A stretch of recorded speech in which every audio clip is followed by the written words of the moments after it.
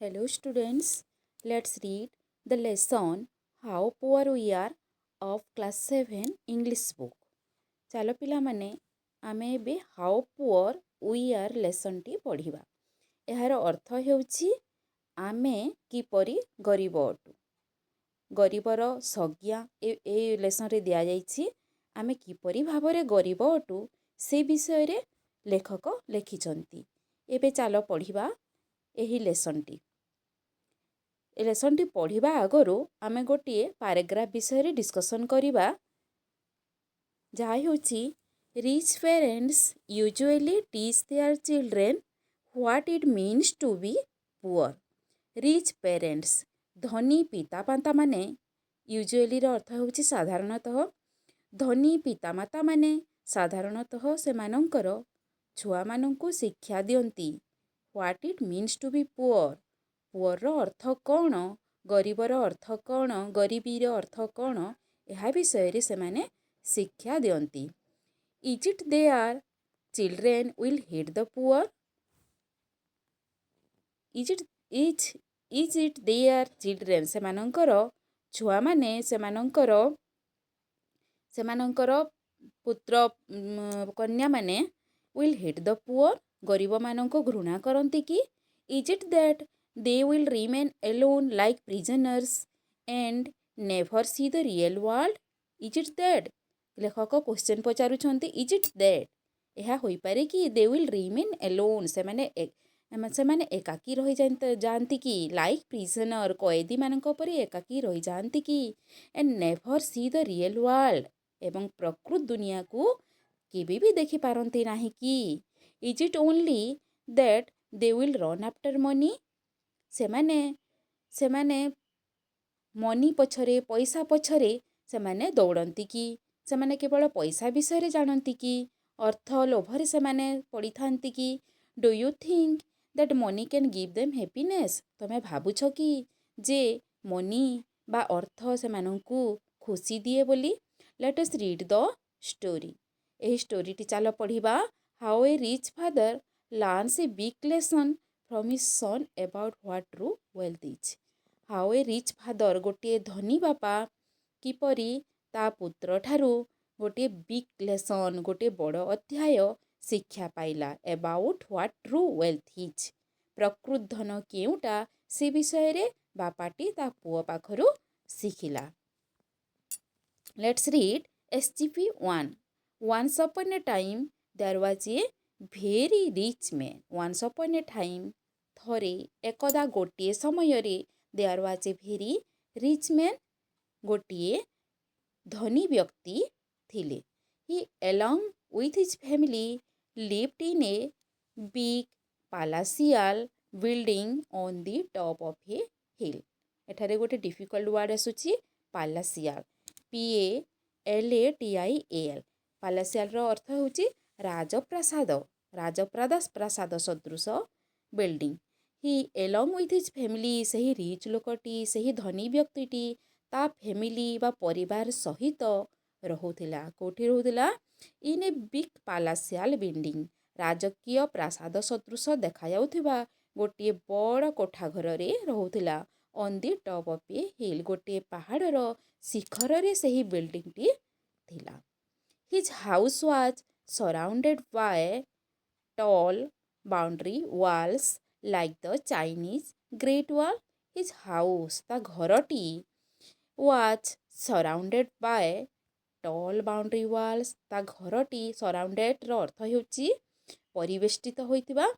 ସେହି ଘରଟି ପରିବେଷ୍ଟିତ ହୋଇଥିଲା କେଉଁଠାରେ? by tall boundary walls, ୱାଲ୍ସର ଅର୍ଥ ହେଉଛି କାନ୍ଥ, like the Chinese Great Wall, ଚାଇନାରେ ଯେପରି ଗୋଟେ ଗ୍ରେଟ୍ ୱାଲ୍ ଅଛି, ବହୁତ ଉଚ୍ଚତା ବିଶିଷ୍ଟ ଗୋଟିଏ ୱାଲ୍ ଅଛି, କାନ୍ଥ ଅଛି, ସେହିପରି କାନ୍ଥ ଥିଲା ତା ଚାରିପାଖରେ।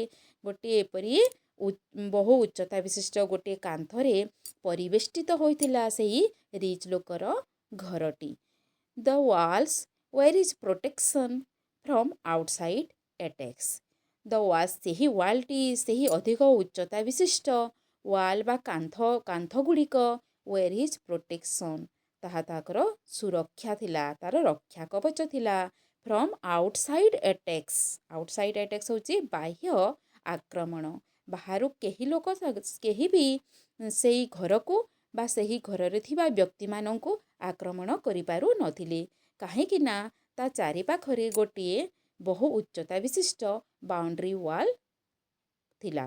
He too had private soldiers and a great bulldog to protect him. He too had ସେହି ରିଚ୍ ମ୍ୟାନ୍ର ସେହି ଧନୀ ବ୍ୟକ୍ତିର ଆଉ କ'ଣ ଥିଲା had ପ୍ରାଇଭେଟ୍ ସୋଲଜର ତାର ବ୍ୟକ୍ତିଗତ ସୈନିକମାନେ ଥିଲେ। ଆଣ୍ଡ ଏ ଗ୍ରେଟ୍ ବୁଲଡଗ୍ ଗୋଟିଏ ଶକ୍ତିଶାଳୀ କୁକୁର ମଧ୍ୟ ଥିଲା। ବୁଲର ଅର୍ଥ ହେଉଛି ଷଣ୍ଢ। ଷଣ୍ଢ ପରିକା କୁକୁର ଅର୍ଥାତ୍ ଅଧିକ ଶକ୍ତି ସମ୍ପନ୍ନ ହୋଇଥିବା କୁକୁର। ସେହି କୁକୁରଟିଏ ବି ତା ସହିତ ଥିଲା। ଟୁ ପ୍ରୋଟେକ୍ଟ ହିମ୍ ତାକୁ ରକ୍ଷା ଦେବାକୁ ତା ପାଖରେ ଅନେକ ପ୍ରାଇଭେଟ୍ ସୋଲଜର ବ୍ୟକ୍ତିଗତ ସୈନିକମାନେ ଥିଲେ ଏବଂ ଗୋଟିଏ ଶକ୍ତିଶାଳୀ କୁକୁର ମଧ୍ୟ ଥିଲା। In moonlit nights the building looked very beautiful. In moonlit night, ମୁନଲିଟ୍ର ଅର୍ଥ ହେଉଛି ଚନ୍ଦ୍ରଧୌତ। ଚନ୍ଦ୍ରଧୌତ ରାତିରେ ଅର୍ଥାତ୍ ଯେଉଁ ରାତିରେ ଚନ୍ଦ୍ର ସମ୍ପୂର୍ଣ୍ଣ ଭାବରେ ଆଲୋକିତ କରିଥାଏ, ଅର୍ଥାତ୍ ପୂର୍ଣ୍ଣମୀ ଦିନ। ପୂର୍ଣ୍ଣିମା ଦିନ ଚନ୍ଦ୍ର ସମ୍ପୂର୍ଣ୍ଣ ଭାବରେ ଆଲୋକିତ କରିଥାଏ। ସେହି ମୁନଲିଟ୍ ନାଇଟ୍ରେ, ସେହି ଚନ୍ଦ୍ରଧୌତ ରାତିରେ ଦ ବିଲ୍ଡିଂ ଲୁକ୍ଡ ଭେରି ବ୍ୟୁଟିଫୁଲ୍ ସେହି ରିଚ୍ ମ୍ୟାନ୍ର ସେହି ବିଲ୍ଡିଂଟା ବହୁତ ସୁନ୍ଦର ଦେଖାଯାଉଥିଲା। এই ଚିତ୍ରରେ ଦେଖାଯାଉଛି ସେ ବିଲ୍ଡିଂଟା କେତେ ସୁନ୍ଦର ଦେଖାଯାଉଛି। From there one could see the river, small hills, strong stretches of paddy fields, small huts of poor farmers scattered all around, all flooded by the magic of moonlight. From there ଅର୍ଥାତ୍ there ଅର୍ଥାତ୍ ସେହି ବିଲ୍ଡିଂରୁ, from there ସେହି ବିଲ୍ଡିଂରୁ one could see the river ଜଣେ ନଦୀକୁ ଦେଖିପାରିବ। Small hills ଆଉ କ'ଣ ଦେଖିପାରିବ, ଛୋଟ ଛୋଟ ପାହାଡ଼ ଗୁଡ଼ିକୁ ମଧ୍ୟ ଦେଖିପାରିବ। Long stretch of paddy fields, long stretch ଲମ୍ବ ଭାବରେ, ଷ୍ଟ୍ରେଚ୍ର ଅର୍ଥ ହେଉଛି ବିସ୍ତୃତ ମାନେ ବିସ୍ତାରୀ ହୋଇଯାଇଥିବା, ଲମ୍ବା ଭାବରେ ବିସ୍ତୃତ ହୋଇଥିବା ପେଡି ଫିଲ୍ଡ। ପେଡି ଫିଲ୍ଡ ଅର୍ଥ ହେଉଛି ଚାଷ ଜମି। ବହୁତ ଦୂର ପର୍ଯ୍ୟନ୍ତ ବିସ୍ତୃତ ହୋଇଥିବା ଚାଷ ଜମିକୁ ମଧ୍ୟ ଦେଖିପାରିବ। Small huts of poor farmers, ହଟ୍ର ଅର୍ଥ ହେଉଛି କୁଡ଼ିଆ, ପୁଅର୍ ଫାର୍ମର ଗରିବ ଚାଷୀମାନଙ୍କର ଛୋଟ ଛୋଟ କୁଡ଼ିଆମାନଙ୍କୁ ମଧ୍ୟ ସେ ବିଲ୍ଡିଂରୁ ଥାଇକି ଜଣେ ଦେଖିପାରିବ। ସ୍କେଟର୍ଡ ଅଲ୍ ରାଉଣ୍ଡ ଚାରିଆଡ଼େ ବିଚ୍ଛୁରିତ ହୋଇ ପଡ଼ିଥିବା। All flooded by the magic of moonlight, flooded ଅର୍ଥ ଭାସି ଯାଉଥିବା। ସେଇ ଯାହା ଯେଉଁ ଜିନିଷ ଗୁଡ଼ାକ ଅଥର ଡେସ୍କ୍ରାଇବ୍ କରିଲେ river, small hills, paddy field, small huts of poor farmers, ସେହି ଜିନିଷ ଗୁଡ଼ିକ ସ୍କେଟର୍ଡ ଅଲ୍ ଆରାଉଣ୍ଡ ସବୁଠାରେ ବିଚ୍ଛୁରିତ ହୋଇ ପଡ଼ିଛି। All flooded by the magic of moonlight, ଯାହାକି ମୁନଲାଇଟ୍ର ମ୍ୟାଜିକ୍ରେ, ମୁନଲାଇଟ୍ର ଅର୍ଥ ହେଉଛି ଚନ୍ଦ୍ରର ଆଲୋକ, ମ୍ୟାଜିକ୍ର ଅର୍ଥ ହେଉଛି ଯାଦୁ। ଚନ୍ଦ୍ରର ଆଲୋକରେ ବାଇ ଦି ମ୍ୟାଜିକ୍ ଅଫ୍ ତାର ଯେଉଁ ଯାଦୁ ଅଛି, ସେହି ଯାଦୁରେ ଚନ୍ଦ୍ରର ଆଲୋକରେ ଏହିସବୁ ଜିନିଷ ଗୁଡ଼ିକ ଭାସୁଛି ପରିକା ଜଣେ ଦେଖିପାରିବ। During moonless dark nights the building had a special look of its own. During moonless dark night, moonless ଅର୍ଥ ହେଉଛି ଚନ୍ଦ୍ରବିହୀନ, ଯେଉଁ ରାତିରେ ଚନ୍ଦ୍ର ନଥିବ। ଡାର୍କ ନାଇଟ୍ସ ଅନ୍ଧକାର ରାତି, କେଉଁ ଦିନ ହୋଇଥାଏ, ଯେଉଁ ରାତିରେ ଚନ୍ଦ୍ର ବିଲକୁଲ ଦେଖାଯାଏନି, ଅମାବାସ୍ୟା ଦିନ, ସେ ରାତିରେ ଚନ୍ଦ୍ର ବିଲକୁଲ ଦେଖାଯାଆନ୍ତି ନାହିଁ। ସେହିଦିନ ରାତିରେ ଡାର୍କ ନାଇଟ୍, ବହୁତ ଅନ୍ଧକାର ହୋଇଥାଏ ରାତି। ସେହିଦିନ ସେହି ମୁନଲେସ୍ ଡାର୍କ ନାଇଟ୍ରେ the building had a special look of its own. ସେହି ବିଲ୍ଡିଂର ଗୋଟିଏ ସ୍ୱତନ୍ତ୍ର ଲୁକ୍ ଥାଏ, ସ୍ୱତନ୍ତ୍ର ଦୃଶ୍ୟ ଥାଏ। The building, the walls all around and the garden inside were lit by lamps. ସେହି ରାତିରେ କେମିତି ଦେଖାଯାଏ ସେ ବିଲ୍ଡିଂଟି, ଦ ବିଲ୍ଡିଂ ସେହି କୋଠା ଘରଟି, ଦି ୱାଲ୍ସ ଅଲ୍ ଆରାଉଣ୍ଡ ତା ଚତୁଃପାର୍ଶ୍ୱରେ ଯେଉଁ ୱାଲ୍ ଅଛି, ଚାଇନିଜ୍ ଗ୍ରେଟ୍ ୱାଲ୍ ପରିକା ୱାଲ୍, ସେଇ କାନ୍ଥ ଗୁଡ଼ାକ ଯେଉଁ ଅଛି, ଆଣ୍ଡ ଦି ଗାର୍ଡେନ୍ସ ଇନସାଇଡ୍ ଆଉ ଯେଉଁ ବଗିଚା ଅଛି, ଭିତରେ ଯେଉଁ ବଗିଚା ଅଛି, ୱେର୍ ଲିଟ୍ ବାଏ ଲ୍ୟାମ୍ପସ୍ ସେମାନେ ଲିଟ୍ ଅर्थାତ୍ ଆଲୋକିତ ହେବା ଲ୍ୟାମ୍ପର ଅର୍ଥ ହେଉଛି ବତୀ ସେମାନେ ବତୀରେ ମାନେ ଲାଇଟ୍ ଗୁଡ଼ିକରେ ଆଲୋକିତ ହେଉଥାନ୍ତି ମୁନଲେସ୍ ନାଇଟ୍ରେ ସେହି ୱାଲ୍ ଗୁଡ଼ିକ ସେହି ବିଲ୍ଡିଂଟି ଆଉ ଯେଉଁ ଗାର୍ଡ଼େନ୍ ମାନେ ଅଛି ସେଇ ବିଲ୍ଡିଂରେ ଇନସାଇଡ୍ ମାନେ ଭିତରେ ଯେଉଁ ଗାର୍ଡ଼େନ୍ ଅଛି ତାହା ଲ୍ୟାମ୍ପରେ ମନୁଷ୍ୟକୃତ ଲ୍ୟାମ୍ପରେ ଯାହା ଲାଇଟ୍ ମଣିଷ ଲଗାଇଛି ସେହି ଲାଇଟ୍ରେ ଆଲୋକିତ ହେଉଥାନ୍ତି from a distance one could see the dazzling stars in the sky, but the small hearts were sleeping invisibly at night. From a distance, କିଛି ଦୂରତାରୁ one could see the dazzling stars in the sky. କିଛି ଦୂରତାରୁ ଜଣେ କ'ଣ ଦେଖିପାରିବ dazzling star ଚକ୍ ଚକ୍ କରାଯାଉଥିବା ଚକ୍ ଚକ୍ କରୁଥିବା ତାରାଗୁଡ଼ିକୁ ଆକାଶର ତାରାଗୁଡ଼ିକୁ ଦେଖିପାରିବ but the small hearts were sleeping invisibly at night. କିନ୍ତୁ ସେଇ ଛୋଟ ଛୋଟ କୁଡ଼ିଆ ଗୁଡ଼ିକ ସତେ ଯେପରି ଶୋଇଯାଇଥାନ୍ତି ଇନଭିଜିବଲି ଏଟ୍ ନାଇଟ୍ ରାତିରେ ଅଦୃଶ୍ୟ ଭାବରେ ଶୋଇଯାଇଥାନ୍ତି ଦି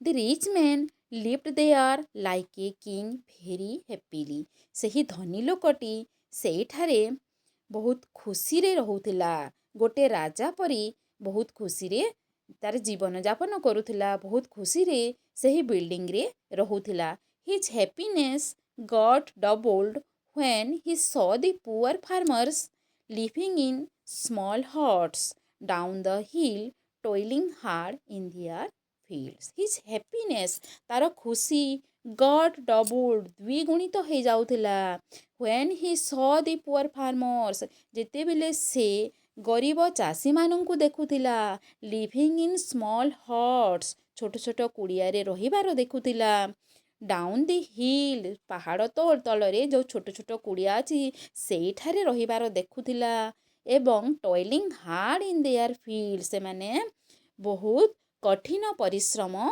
ତାଙ୍କର ଚାଷ ଜମିରେ କଠିନ ପରିଶ୍ରମ କରୁଥିଲେ ସେଇ ବିଲ୍ଡିଂର ସେଇ ପାହାଡ଼ ତଳେ ଯେଉଁ ଛୋଟ ଛୋଟ କୁଡ଼ିଆ ଘର ଗୁଡ଼ିକ ଥିଲା ସେଇଥିରେ ଯେଉଁ ପୁଅର୍ ଫାର୍ମର୍ସ ମାନେ ଗରିବ ଚାଷୀମାନେ ରହୁଥିଲେ ଏବଂ ତାଙ୍କର ଚାଷ ଜମିରେ ବହୁତ ପରିଶ୍ରମ କରୁଥିଲେ ସେଇ ଦୃଶ୍ୟ ଦେଖି ସେହି ରିଚ୍ ମ୍ୟାନ୍ର ସେହି ଧନୀ ବ୍ୟକ୍ତିର ଖୁସିଟା ଦ୍ୱିଗୁଣିତ ହୋଇଯାଉଥିଲା his only sorrow was that his only son did not like all his richness and glamour his only sorrowର ଅର୍ଥ ହେଉଛି ଦୁଃଖ ସେହି ରିଚ୍ ମ୍ୟାନ୍ର ଏକମାତ୍ର ଦୁଃଖ ଥିଲା ଯେ his only son ତାର ଏକମାତ୍ର ପୁତ୍ର did not like all his richness and glamour ଯେ ତାଙ୍କ ସେହି ରିଚ୍ ମ୍ୟାନ୍ ସେହି ଧନୀ ବ୍ୟକ୍ତିର ଏକମାତ୍ର ପୁତ୍ର ତାର ରିଚନେସ୍ ତାର ଧନୀପଣକୁ ଏବଂ ଗ୍ଲେମର ଅର୍ଥ ହେଉଛି ଐଶ୍ୱର୍ଯ୍ୟ ଚାକଚକ୍ୟ ସେଇ ତାର ରିଚନେସ୍ ତାର ଧନୀପଣକୁ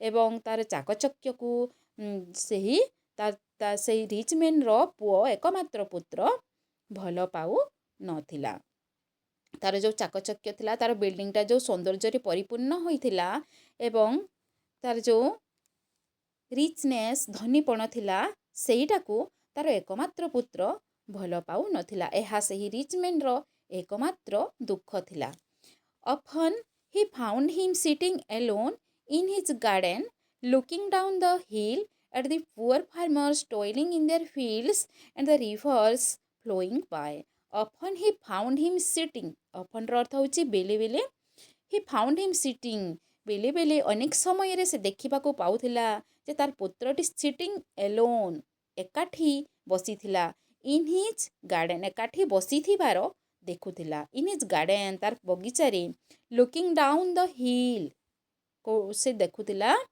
ପାହାଡ଼ ତଳକୁ ଦେଖୁଥିଲା ଏଟ୍ ଦି ପୁଅର୍ ଫାର୍ମର ସେଇ ଗରିବ ଚାଷୀମାନଙ୍କୁ ଦେଖୁଥିଲା ଟଏଲିଂ ଇନ୍ ଦେୟାର ଫିଲ୍ଡସ୍ ଯେଉଁମାନେ କି ତାଙ୍କର ଚାଷ ଜମିରେ କଠିନ ପରିଶ୍ରମ କରୁଥିଲେ ସେମାନଙ୍କୁ ସେଇ ରିଚ୍ ମ୍ୟାନ୍ର ପୁଅଟି ଦେଖୁଥିଲା ଏଣ୍ଡ ଦି ରିଭର୍ସ ଆଉ ସେଇ ନଦୀମାନଙ୍କୁ ଦେଖୁଥିଲା ଯାହାକି ସେଇ ଫିଲ୍ଡ ପାଖରେ ବହି ଯାଉଥିଲା ସେଇ ଚାଷ ଜମି ପାଖରେ ବହି ଯାଉଥିବା ନଦୀମାନଙ୍କୁ ମଧ୍ୟ ଦେଖୁଥିଲା he was found to be very indifferent to all the richness and glamour of his father.